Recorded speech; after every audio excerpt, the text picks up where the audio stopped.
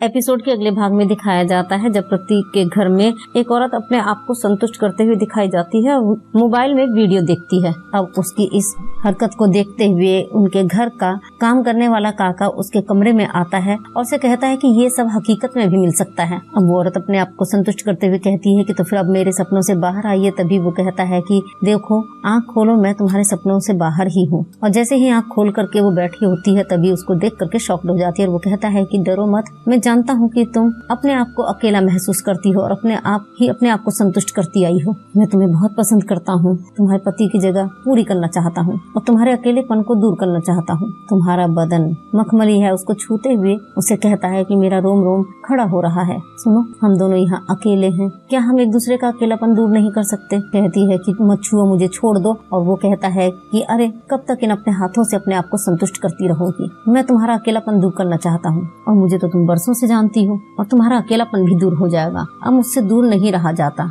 लेकिन अब प्रतीक के घर का काका बिल्कुल कुछ नहीं सुनता है और वो प्यार का रोमांस करने लगता है। अब ये दोनों लोग प्यार करते हैं और जैसे ही प्यार कंप्लीट होता है तो उसके बाद में अगला सीन दिखाया जाता है जब प्रतीक हॉल में सोता हुआ दिखाया जाता है। अब उसकी माँ जैसे ही रसोई घर में आती है तो देखती है सुबह के टाइम में कि प्रतीक हॉल में सो रहा है और कहती है कि प्रतीक तो यहाँ सो रहा है, तो फिर अंदर किसकी आवाज आ रही है? अब वो जैसे ही उस कमरे की तरफ बढ़ती है तो दरवाजा खुला होता है। उसमें से वो देखती है कि प्रतीक का दोस्त विशाल मोनिका के साथ में प्यार करता हुआ दिखाया जाता है। और अब जैसे ही मोनिका और विशाल का प्यार कंप्लीट होता है उसके बाद में अगला दिन दिखाया जाता है जब मोनिका घर में काम करते हुए दिखाई जाती है। तभी मोनिका के पास आती है और कहती है कि मोनिका, मुझे तुमसे कुछ बात करनी है। मोनिका कहती है जी बोलिए। अब वो कहती है कि ये जो तुम प्रतीक के साथ कर रही हो ना, बिल्कुल ठीक नहीं कर रही हो। मोनिका कहती है क्या ठीक नहीं कर रही हूँ? प्रतीक की माँ कहती है कि मैंने कल रात को तुम्हारे साथ में विशाल को देखा था और वो भी अपनी आंखों से, और अगर इस बात की भनक जरा भी प्रतीक को लगी तो उस पर क्या बीतेगी, इसका अंदाजा है जरा भी तुम्हें? मोनिका कहती है कि आप मेरी बात सुनिए,